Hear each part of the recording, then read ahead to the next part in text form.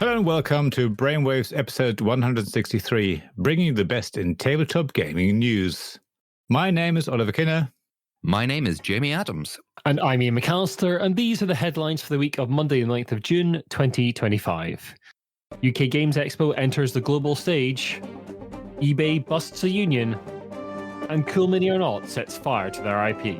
All this and more on this episode of Brainwaves. UK Games Expo, the largest hobby games convention in the UK, has reported record figures for this year's event. Taking place from the 30th of May to the 1st of June, the Expo recorded over 42,000 unique visitors. That is the number of tickets sold, which is a nearly 7% increase on last year. Total attendance was over 72,000 people, translating into a 10% increase over 2024. The total attendance figure counts people each day that they come to the show. So if I visit for 3 days, I'm counted 3 times. There were 780 exhibitors in this year's show, which is up from 685 last year. The trade hall space for 2025 was about 30% larger than in 2024, as it covered halls 2, 3, 3A, and 4, while last year UK Games Expo was held in halls 1, 2, 3, and 3A. In fact, parts of Hall 1 were used this year again as a ticket queue and for the bring and buy sale, which previously occupied one of the other halls. Speaking to a number of regular attendees, we were told that the new seamless layout was confusing because there was no clear distinction between halls. However, speaking to new visitors, we heard that they liked the seamless flow through all of the exhibition halls and into the open gaming space. Some exhibitors told us that their sales were down between 30 to 40% compared to last year, which they put down to being in a dead spot region of the exhibition space. However, the increase in trade space meant that UK Games Expo broke another record. Speaking to Board Game Wire, Richard Denning, co-organizer of the event, said that UK Games Expo had finally overtaken US giant Gen Con in trade hall size, even though attendance at the UK show still lags behind Gen Con's 71,000 unique visitors recorded last year. Denning also told Board Game Wire this. It's actually now, I think, the second largest trade hall after Escalation Spiel, about 2,000 square meters more than Gen Con. Gen Con has vastly more event space, of course, and we are not suggesting we are in any way bigger than them, but the trade hall element is maybe on a par or even a bit bigger. So my plan to bring a world-class level trade hall to the UK has essentially been achieved. Next year, UK Games Expo celebrates its 20th anniversary, running from the 29th to the 31st of May 2026, again at the NEC in Birmingham. So I was there this year. I think you two were hoping to come, but couldn't quite make it for various reasons. Yeah, bit out of my price range this year, unfortunately. Yes, same for me. And I could only afford it because I was demoing for Asmodee again, so they put me up in a hotel, paid for travel and all that. Otherwise, I couldn't attend this every year. But yeah, I mean, I must say I did feel it was a lot busier, certainly on the Friday, I think partly down to it being half term. So I was demoing Friday and Saturday, and Friday was absolutely packed. So I think a lot of people thought, oh, Saturday's busy, let's go on Friday. But Saturday wasn't. I remember last year Friday was sort of the quiet day, and then Saturday was like the big day. But I'd heard that Friday was a lot bigger this year. Yeah, normally Friday is quieter and Sunday is quieter. This year Friday was absolutely packed. Saturday started a bit slow and finished a bit slow, but still busy. And even Sunday was sort of usual level. So yeah, I'm not surprised that visitor figures are up. And yeah, again, I didn't have any problems with the new layout. People said that, they couldn't work out because normally last year you were going from hall 1 into hall 2 via steps. So you knew you were entering a different hall, whereas this year was all on one level. Yeah. But personally, I mean, I think the sign is really good. On the floor, in the aisles, you see the stand numbers. If you look up near the entrance of each hall, there's a big number of what hall you're in. So yeah, I think you can work it out. I enjoyed it. I can see why people would have flown quite easily from 2 to 3 to 3A and then even into the open gaming space. And I think they got Hall 1 quite last minute because originally it had been taken over by a company rumored to be Tesla for the next 3 years. Yeah, for the next 3 years. And sorry, no politics. It was rumored that a company had taken over that hall for the next 3 years, which is why they got kicked out of it. But that deal fell through fairly last minute. Yeah. And then the NEC offered it to Expo, so that's why they sort of only had ticketing and bring and buy in there, which is fair enough because their bring and buy is absolutely enormous. It is big, yeah. So And yeah, I do wonder what it's going to be like next year. If they do keep Hall 1, are they going to pull out of Hall 4? Are they going to keep all, 5 it halls sounds like technically? it sounds to me like they're planning to continue to expand. So yeah, So, we'll have to who watch knows? the space. I might maybe try and go down for like maybe 2 days next year, see if I can afford that. Yeah, it would be good. It would be good to catch yeah. up again. Yeah. Yeah. Because I don't think all of us have ever met in one space before. I think you No, I two don't have think so. met. Yes, we You have. two have met. We've met online a few times, obviously, Jamie. You've helped I've teach never us met, games. I never met you in person, Oliver. No. I think I've met Ian in person once or twice. And Not again. Maybe. There's rumours. potentially. Indeed. We've got some union busting news, Jamie. Yeah, I don't like it. As in the union busting, not the fact we have news. On Friday, the 26th of May, eBay announced the closure of its TCG Player Authentication Center in Syracuse, New York. TCG Player is a major online marketplace and fulfillment center for trading card games like Magic the Gathering, Pokemon, and Yu-Gi-Oh! Obtaining TCG Player's Authentication Center was a key part of eBay's push into the trading card sector in 2022 when they acquired TCG Player. Within minutes of the announcement, employees reported that dozens of unidentified security guards entered the Authentication Center building, allegedly blocking doors, following workers into break rooms and toilets, and in some cases using physical force. According to reports from members of the TCG Union, CWA Local 1123, guards claimed they were being paid to beat on people and use misogynistic language around staff. In one especially worrying account, eBay representative reportedly grabbed a union member who was cleaning out his locker, accusing him of trespassing and threatening to call the police. That worker was later placed on administrative leave. Zach Freeman, an eBay employee and union member, described the scene as follows. Deploying security guards to stalk us immediately after letting us know we'd all be losing our jobs is psychological warfare. TCG Player and eBay are doing everything in their power to punish us for exercising our federally protected rights to organize. The Communications Workers of America, CWA Union, filed an unfair labor practice charge with the National Labor Relations Board, accusing eBay of closing the center to avoid completing a union contract after more than 600 days of bargaining. Dennis Traynor, the vice president of CWA District 1, made the following statement. We refuse to accept eBay's corporate terrorism and contempt for its workforce. We hold eBay accountable in the courts, in the streets, and in the public eye.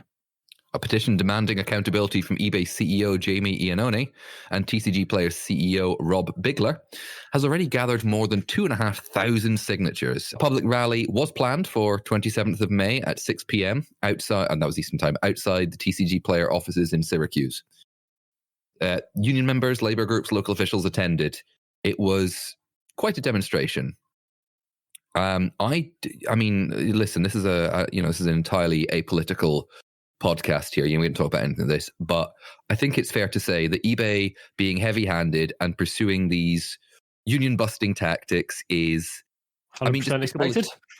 Well, it's 110% expected, and I was just going to say despicable is one word, but it doesn't feel abhorrent. Again, doesn't feel like enough. Yeah, swearing should be involved, but we don't. Well, we could just use the bleep button. I'm sure you have that, Ian. Somewhere. If I do this, swear. Yeah, exactly.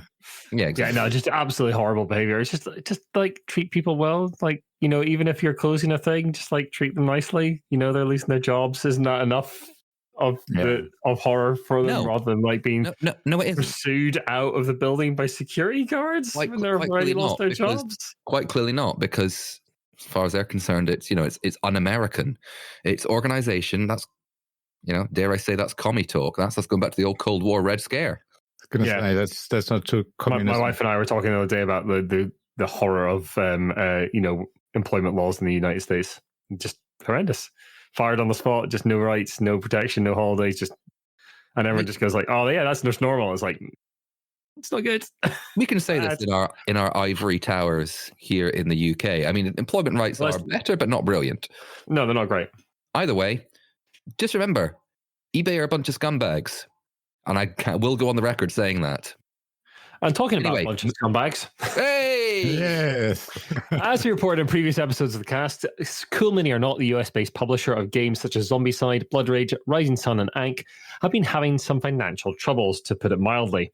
On the 30th of May, the company announced in its latest press release that it completed 2 important IP transfers as part of a strategic refocus on its core projects. Negotiations for selling certain properties had started last year, and CMON now confirms that Tabletop Tycoon is one of the companies taking over a number of major game lines.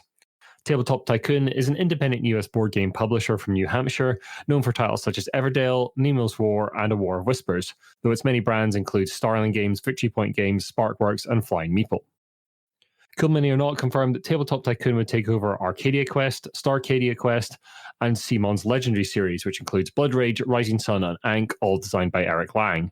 Cool Mini or not said that they were confident that the new owner would continue to deliver the high standards fans expect from those games. Additionally, CMON confirmed that another of their IPs had also been sold to a different publisher, but details on that are yet to be made public.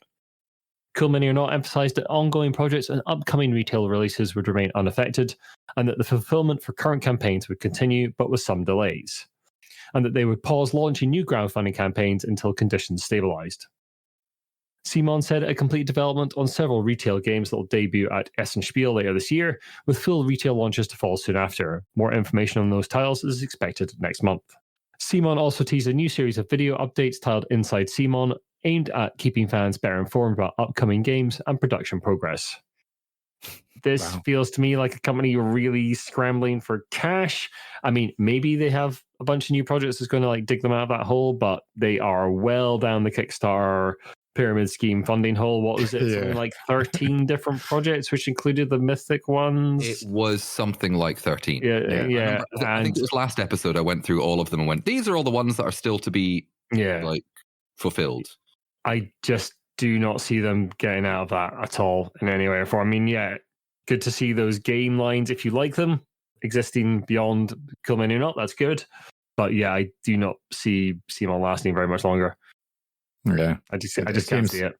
It feels like another nail in the coffin. I mean, sometimes companies do steal stuff off to give them a cash injection to then fund things that then dig them out the hole. But it's just given the sort of drip feed of news about CMON. Not filing their records for the stock exchange and being delisted, taking on mythic projects that then they couldn't support either. It's one thing after the other. It just doesn't look good. No, it doesn't. Anyway, let's get on to some news.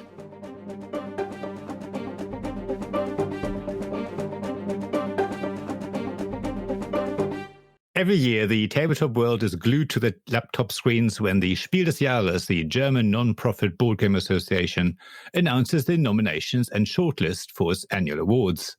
There are 3 prizes on offer. The Kinderspiel des Jahres, awarded to family games that are not only accessible to young children, but also offer enough interest to parents. The Kennerspiel des Jahres, which goes to games that offer people who are familiar with the hobby an extra challenge. And the Spiel des Jahres, the most coveted award, while often seen as the best game of the year award, the prize is better thought of as the best game for people looking to explore beyond the more mainstream games that they may regularly come across. So it's more about basically drawing people into the hobby than for, just the best game overall. All 3 awards are for games released in German in the preceding 12 months, and their goal is more about introducing people to the hobby, as I just said, than is about declaring a single best game in each category. For the 2025 awards, the association announced on Tuesday, the 20th of May, its nominations in a live stream as follows. For the Kinderspiel des Jahres, we have Cascadia Junior, Die Mäusebande, and Top die Torte. For Kennerspiel des Jahres, there is Endeavour die Tiefsee, or in English, Endeavour Deep Sea, Far Away, Neuland, or its English title, Loot, with 3 O's. So that's Loot. Loot. Thank you. For Spiel des Jahres, we have Bombusters, Flip 7, and Krakel Orakel. In a Blue Sky post dated Monday, the 20th of May, Elizabeth Hargrave, designer of culture juggernaut that is Wingspan, shared her annual statistics about the representation of women and people of color in the annual awards. According to her analysis, Vitessa Lissi, the co-designer of Cascadia Junior, is the first woman nominated for Spiel des Jahres Awards since 2023. And Hargrave believes Alyssa is also the first ever black woman and possibly the first black designer nominated for one of the 3 Spiel des Jahres awards. The winners of all 3 awards will be announced in a live-streamed ceremony on Sunday, the 30th of July, hosted at the NHAU in Berlin. And the live stream is going to feature English subtitles, making it accessible to the international audience that the award is trying to attract nowadays. Now, I'm hoping to be there. I've got an invite, and if I am, I will obviously interview the winners, but I'm still just working out flights and things. It's actually, for some reason, really expensive to go to Germany at that time of year. Not quite sure why. Anyway, Spiel des Jahres is always a great award. Nice to see, and I'm always trying to highlight that this is not about the best game of the year, but it's about bringing people into the hobby. So anything that has that logo on the box means when people look at it, they go, "Oh, that's probably a game I could pick up, even if I've never played any sort of modern hobby game." And it's a really rigorous award as well. Like the actual sort of the committee for like really play all those games and then whittle it down, and it's a very rigorous process. You can look up our interview with Martina Fuchs, who's one of the I think still one of the Spiel des Jahres committee. Yes, I think still involved. So that was last couple of years back we did that interview, but if you look up her name on the site, I'll put a link to it in the show notes. But yeah, so like there's occasionally awards spring up that are compared to it, and they just do not have the rigor of this. I'm looking at you, the American Tabletop Awards. Yeah. He's getting his beef on. He's getting his beef on. Where you just sort of like fart out an award every now and again, and then everyone forgets about it, and there doesn't seem to be any rigor at all. This is actually a proper, critical award, which I really like about it. I mean, it's got its own viewpoint. Yeah, like Oliver was saying, like it's not about like the best game. It's about a certain style of game, and that's fine. But yeah, as long as you know that going in, yeah, you can see what they're going for. Shall we name and shame some more awards that just suddenly appear and then disappear? Don't get me started. Let's not do that. Very quickly, I'm going to say, I agree. Yeah, it's not about the best game. It's why they've got their own things. It's sad to say this. Finally, there is a black designer being nominated for one of the awards. It's only taken however long. You said rigorous thing. I remember the thing that sticks in my head about their rigorous examination is rule books and how clear the rule book is laid out. Because several years ago, they Spiel des Jahres judge publicly criticized it. They put out a press statement going, there were so many great games that we played and considered this year, but we had to disqualify them because their rule books were awful. Yeah, and that really should be a solved problem by now. Can we stop that? And bad designers, bad publishers, more accurately, not bad designers. Let's see if they say it again this year. They've not said it for a couple of years, but no, maybe they'll come around to it again. Maybe they're getting better. We got some more German news, Jamie. Okay, you're taking a deep breath for this. I'm taking a deep breath for this. Oliver's judging you. Of course, right. I've got my drink here. So there you go. I'm sipping my drink here as you're reading this. The German website Verbraucherschutzforum.berlin, a blog that shares information to help protect consumers, reported on Monday, the 19th of May, that HCM Kinzel GmbH is in the process of going into insolvency. HCM Kinzel GmbH is a German publisher best known for its Next Station series of roll and write games. According to Verbraucherschutzforum, HCM filed an application for the opening of the insolvency proceedings as a result of extremely difficult economic conditions. In response, the Heilbronn District Court issued a ruling on Monday, the 19th of May, ordering far-reaching measures to protect the company's property and clarify its financial situation. The court also protected HCM from all enforcement actions against it by blocking ongoing and future proceedings. The court appointed attorney Dr. Tibor Braun. Let me try that again. The court appointed attorney Dr. Tibor Braun as the provisional insolvency administrator with the aim of stabilizing the company and preparing the company for the main proceedings at a later date. A key objective of the administrator is to determine whether the company's assets are sufficient to cover the costs of the insolvency proceedings.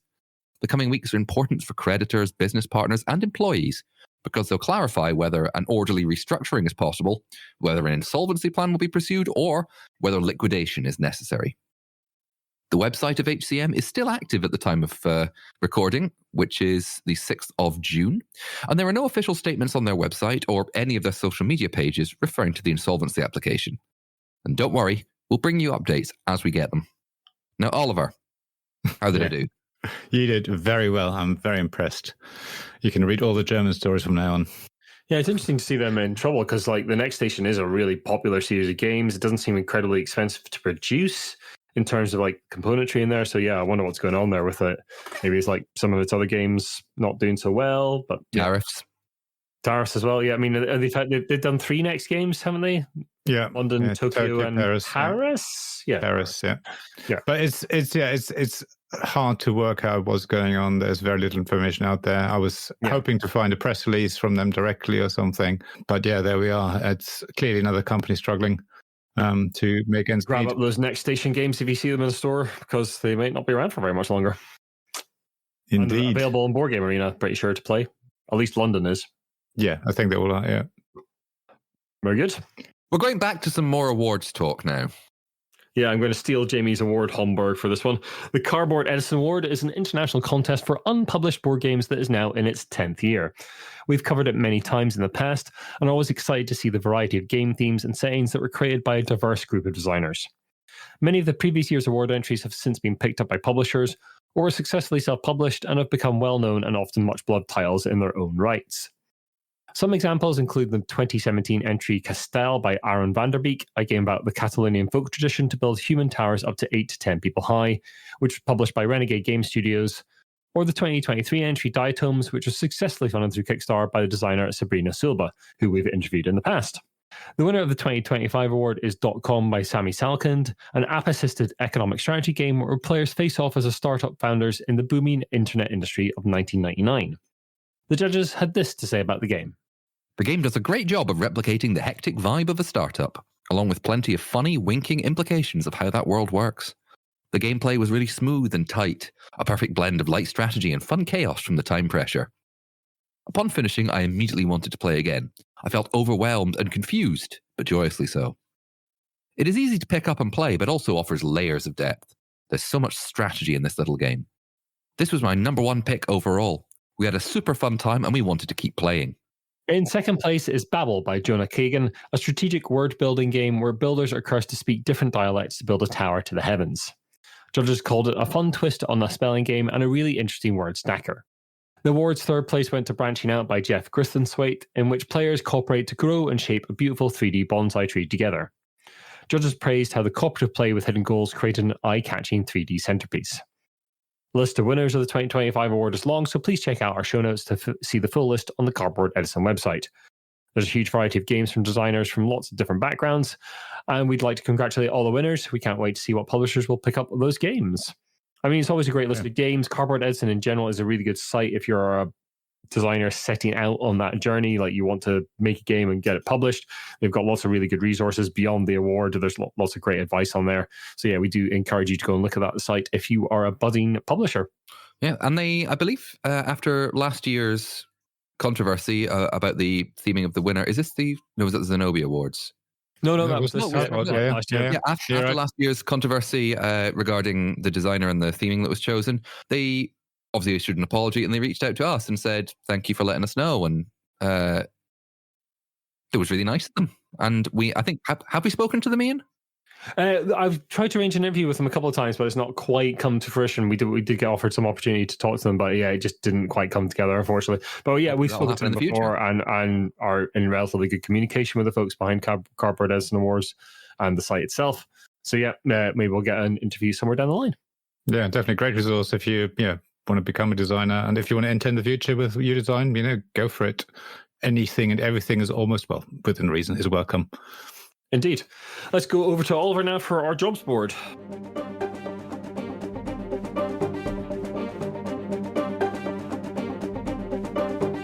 As always, we want to point you to the Tabletop Jobs Facebook group. There's always something on there, whether it's Games Workshop. I seem to see lots of Games Workshop. Yeah, a lot of Games Workshop jobs on there right now. Yeah. Really? Yeah. But yeah, always have a look. UK, US, and other locations probably as well. Have a look there. We also want to talk about the Game in Lab project. It's an international called 4 projects. Game in Lab is a program that does research about board games on an international level, and has opened its 2025 international call for research projects from researchers worldwide. Game Lab was founded by Asmodee, the global board game publishing and distribution company, as we know, owned by Embracer Group, and Innovation Factory, a non-profit association dedicated to fostering collaboration and innovation through digital education. Game Lab has already supported more than 20 research projects through previous rounds, and eligible research projects may last up to 24 months. This year, special attention will be given to research that explores sustainability, justice and inclusion, healthy people and or planet, cultural heritage, and civic engagement, democracy, and social competence. So quite a long list there. On offer is a total of 85,000 euros in funding, divided across 2 research tracks. The first track supports fundamental research, that is theoretical work that advances understanding of games, their design principles, and the frameworks used to analyze them. And that is a total budget of 45,000 euros. The second track focuses on applied research with a social action dimension. So funding practical action-based projects that use games to address real-world social challenges in collaboration with communities, educators, or health professionals. And that track has a budget of 40,000 euros. Each project may be awarded up to 20,000 euros. Now, funded research teams are expected to contribute to Game in Lab's outreach efforts, including producing articles for the website or external publications, and they may be invited to present at Game in Lab supported events. Applications must be submitted online, and proposals from public research institutions will receive particular attention, although collaborations with private institutions are also welcome. All awarded funds must be allocated entirely to research activities, and co-financing is encouraged. Now, full details, including all the relevant eligibility criteria and application instructions, are available on Game Lab's official website, a link to which you'll find in the show notes. And as a quick disclaimer, as I mentioned earlier, I've done work for Asmodee. Not that it affects this research project, but just thought I'd mention it. We also have the Game Workers branch of the IWGB, the Independent Workers Union of Great Britain, who announced on a social media post that their survey for freelancers in the TTRPG industry is open until the 31st of August. The form was put together by freelance IWGB tabletop workers to get a better understanding of the rate of freelance pay in the UK since 2019. The reason that the survey goes back until 2019 is because there is very little historical data about the freelance rates for tabletop workers. The historic information will allow the IWGB Game Workers branch to act to improve the industry more easily and more effectively. The survey is for anyone who did any freelance work in the tabletop industry since 2019, including art, writing, editing, translation, and anything else. And even if you no longer work in the industry now, all information collected is, of course, anonymous. And again, there's a link in the show notes to the survey if you do want to take part. I also have the pleasure to talk about the tabletop games blog Raffle, a bit of self-promotion, but with a good cause. The Raffle is in aid of the Trussell Trust, a charity that runs UK food banks. And again, I'm running this for the month of June. Tickets are £1, and all proceeds, of course, minus fees, go directly to the charity. The prizes for the June Raffle are review copies of Katmai, The Bears of Brooks River, and Death Valley, Highs and Lows. So that's Katmai by Osprey and Death Valley by Button Shy. Both of them are played, but in very good condition. I've looked after them. And then there's also a brand new copy of Pilfering Pandas available as well from Wren Games. Now, lastly, Ian, shall I hand over to you? There's some robot battling happening in the Burgh, apparently. Yes, indeed. So every year for last quickly, you can't say Burgh. It's Burgh. I got into trouble for this last time. Okay. One of the times I did it. Should I? No, it's fine. I'm just giving you that. I was like, I got into trouble for it. Yeah, no, absolutely. I mean, he's right. It is Battle in the Burgh. Battle in the Burgh is a tiny robot competition. Robots battling each other in a arena, kind of like Robot Wars, but on a much smaller scale. It's happening down in South Queensferry in Edinburgh, and Jamie and I are going to be commentating on that. It is on the 22nd of June of this, so just a little bit later this month, 10:30 a.m. to 5:30 p.m. in the Nelson Hall in South Queensferry, which is a big sort of scout hut. It's a good laugh. It's lots of fun. There's spectator tickets available, and yeah, come along, hear us commentate, and see tiny robots beat the snot out of each other. And find out how to pronounce Edinburgh. So there we go. Edinburgh. Monster. That's a lovely noise that our listeners are going to love to hear down the ears.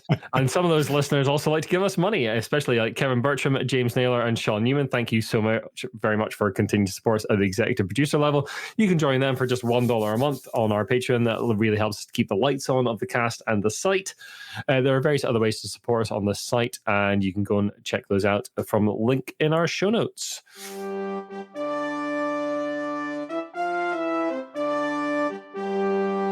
And Jamie's made us a cake for the outro, apparently. Sort of. It's. I've actually. I was promised cake. Well, go get some cake when we finish recording. I got cake before the recording. Here. I think I ate. Yeah. Now, role-playing games can teach us many things, like how to be a stylish, swashbuckling, suave pirate, how to live in a dystopian, computer-driven hellscape, or how to fail to survive against the unrelenting hordes of eldritch abominations from beyond the stars. But what about something lighter? What about something tastier? StoryBake by Dan Walter was crowdfunded last year and is now on the way very soon. I think it's currently available on digital download and physical copies arriving soon. Now, Dan is a professional baker by trade and put together a game of magical bakers of varying specialities who can save lands with their culinary creations and their magical bakery. And you get to decide what it looks like, how it travels about. Now, not only this, the game also comes with recipes to bake at home based off some of the 13 pre-written adventures, including Babka Yaga and Java Lava Creme Brulee. I mean, that sounds kind of nice. I might have a wee look at it. I like sort cooking. Of like cozy RPG kind of thing, yeah. Yeah, very much. I think quite a nice kind of light thing, and I like cooking, baking not so much, but maybe I can get more into it. Try this. Sounds like there's sort of international influences as well. Babka Yaga versus... Yeah, I was going to say Babka Yaga. Lava, yeah. Yep. Maybe some German cakes as well, please. Oh, yeah. Wait a minute, is it a Kirschtorte? Kirschtorte, yeah, Schwarzwälder Torte. I was thinking Stollen was the first thing that came to my mind. Yeah. Stollen, yeah, there you go. I was going to say, have you two got any favorite like bakes? I like scones. I like all baked goods. Scones. If you could, yeah. Scones? Give me baked goods. I don't really care what they are. Now, Oliver, here's a quick question. I don't think any of us none of us are in Devon nor Cornwall. No. If you had cream or jam, which would you put on first? No politics on this podcast. It's always clotted cream first and then jam. But if you have the choice of butter and cream and jam together, that makes things more complicated. If you're listening from Cornwall, the views of Oliver Kidder do not necessarily represent those of the Giant Brain or Tabletop. Before this gets even more controversial, I'd like to thank everyone for listening. If you like what you've listened to, and you may not have used that last bit, then the best way to help us out is to share the podcast and drop us a review and rate on your podcast host of choice. You can also follow Oliver at tabletopgamesblog.com. You can come and join us in our Discord, an invite to which will be in the show notes. We're all on Blue Sky. I'm giantbrain.co.uk. Oliver is at Tabletop Games Blog, and Jamie is at Jam Sandwich. So you can look all those up. Our Instagram still exists technically, but basically we're not on there anymore, so don't message us on there because I won't see it. Facebook page is The Giant Brain. Our website is giantbrain.co.uk, and if you'd like to email us with comments on anything we've covered in the past or on this show, or if you'd like to contact us anonymously with news we should cover, then please get in touch at giantbrainuk@gmail.com. Thanks very much for listening. We'll be back in a few weeks' time. Bye, everyone. Thank you. Bye-bye. Bye. See you in the Burgh.